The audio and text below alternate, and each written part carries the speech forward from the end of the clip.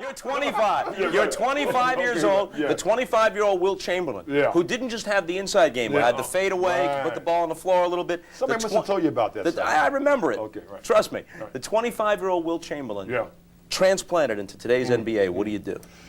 Well, you can take Russell with you. It's simple for me. It may be a little different for Russ, but simple for me. I think it'd be as easy for Russ. You see, with the new rules, which are all slant to help the offense. Now, when I get the ball, instead of having 2 and 3 people and Russ all at me at the same time, I'm by myself with one guy. I would love it. I would love it. 50 points, maybe 60 points, maybe 70 points a game. Because I have nobody. Wait a minute. Well, you asked me a question, right? 70 a game?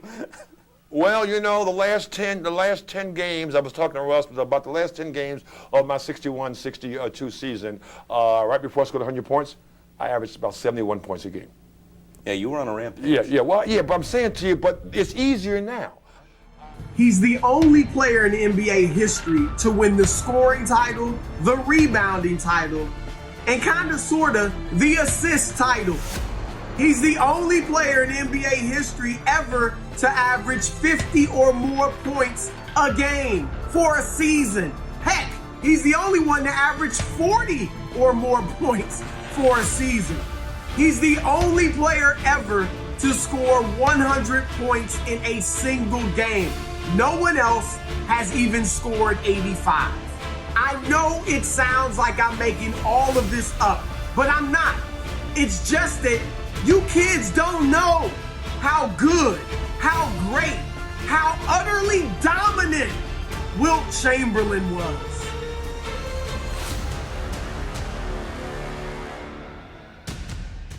Now just wait a second before you click off the video thinking this is just another post scorer build. You're just going to be out there posting up all game. Relax. This build is way more unique than that, okay?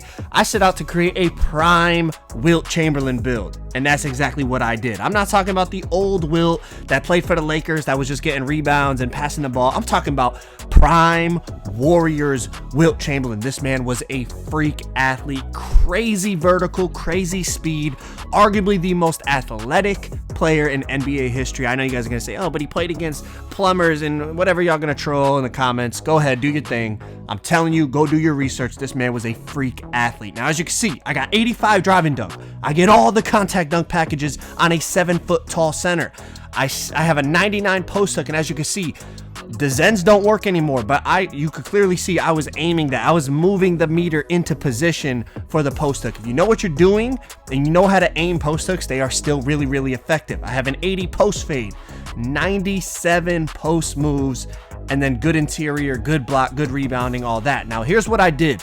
I didn't want to make a 7-3 center that was slow as hell, couldn't play no defense and stuff like that. So I did a hybrid. I did 76 speed, 76 strength. So I can still guard the pick and roll. I can still run the pick and roll, set a screen roll to the basket, catch alley-oops and whatnot. But on top of it, 76 strength is pretty good because most centers on this game are like 6'8" with like a 50 strength because everyone goes minimum weight and, speed pie chart and whatnot. So everyone has no strength. So I can still bully centers.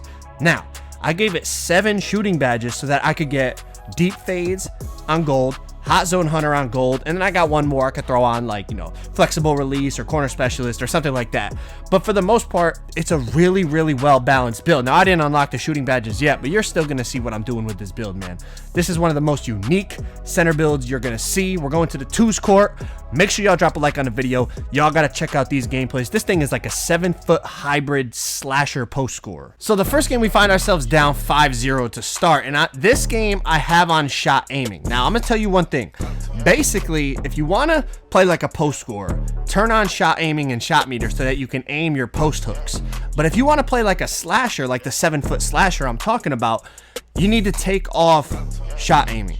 For some reason, when you have shot aiming on, the chances you get contact dunks goes down tremendous. So the first gameplay here, I have shot aiming on. And as you can see, I'm just working the post, a little shimmy in the post, go to the post. Like you see the beautiful aiming. Like it actually takes a little bit of skill now, but we throw the alley-oop here. It doesn't come off. They get the ball. And the next thing you know, we're down 16-9. Now check out the defense on this build. 7 feet tall, looking just straight up.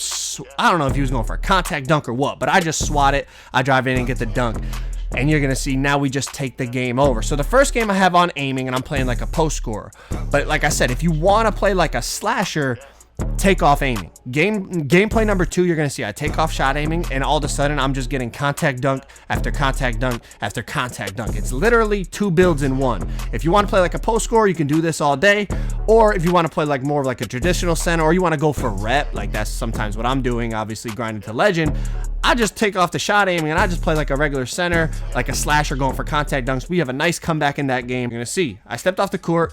I'm gonna take off my shot meter. I'm gonna take off shot aiming. We're gonna go to the other 2's court, and you're gonna see instantly it plays like a completely different build. You're getting 2 builds in one with this one. That's one thing I really like about this. But you can try to get contact dunks with the aiming on if you want, but I tried it, and for me it just kept giving me layups, or my dude would just get blocked. It just wasn't the feel that, you know, it just didn't feel like a dominant like type of slashing build. Here we go, game number 2. They know I can't shoot, so he just sits in the paint. He takes me out of that dunk animation. I get the layup. Now, drive in again. I'm gonna like, another layup? But now here we start getting it going. Speed glitch, drive in, 2-hand flush on him. He's kind of jumping out of the animations, but anyone that plays this game, you guys know these are all contact dunk animations. And the beautiful thing about this is like you're a 7-foot slasher, but you get the contact dunks all the time. I think I saw Dignified did a video on like a 7'2" player that had slashing takeover.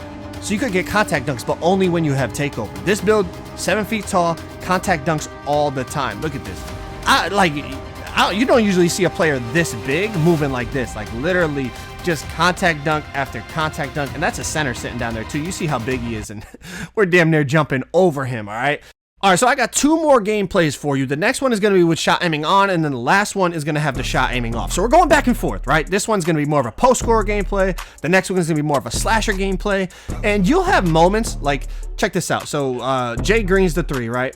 Now I'm going to end up getting a layup here with the shot aiming on. You know, that's something I feel like would have been a contact dunk. But I end up getting a 5-second violation. Now check out the athleticism on this build. Chase down, block. The green layup, like smack it off the glass.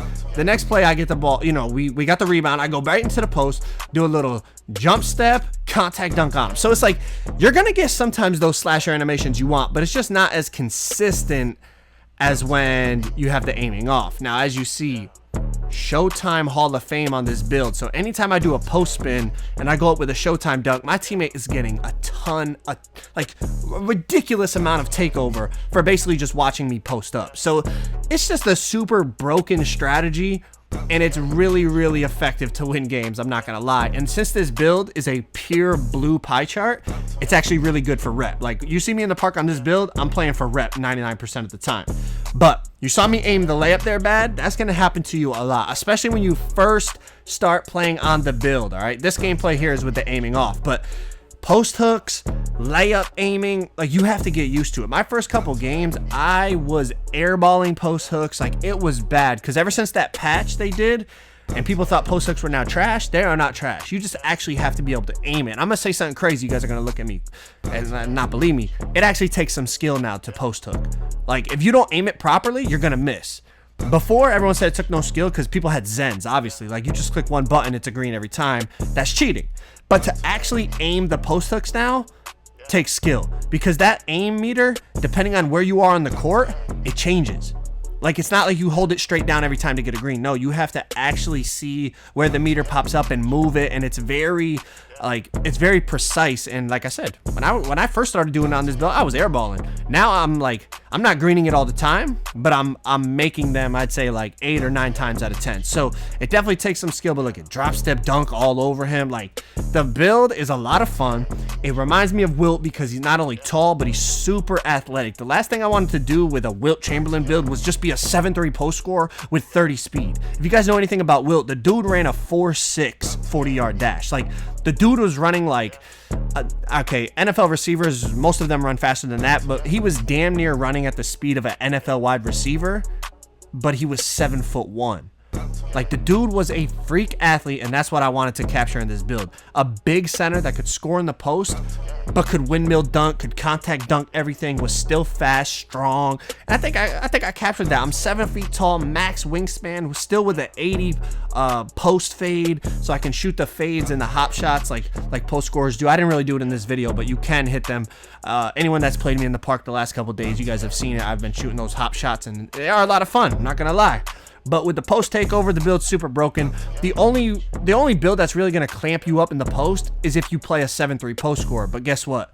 If you play a 7-3 post scorer, the way to exploit those guys is just with speed. So if I play a 7-3 post scorer that's going to sit in the paint, I'm going to give it to my guard and I'm going to set screens. Then that dude has to step up. He can't guard the pick and roll. He's too slow. Like, his 30 speed versus my 76 speed in the pick and roll, I'm gonna be catching lobs all day long off that. So you're always gonna have a way to exploit the defender. If he's too small, you can post him up, or you could just just run in and contact dunk him like I'm doing in this gameplay like this. Or if he's a big center that's really slow, bring him out to the perimeter and make him guard a pick and roll, just like teams do in real life. Pretty common sense. But overall, I love how this build came out. 7 foot tall Wilt Chamberlain hybrid slasher post scorer build, man. Hopefully you enjoyed the video. Drop a like, subscribe if you guys are new. More builds on the way, legend on the way. I'm out. Peace.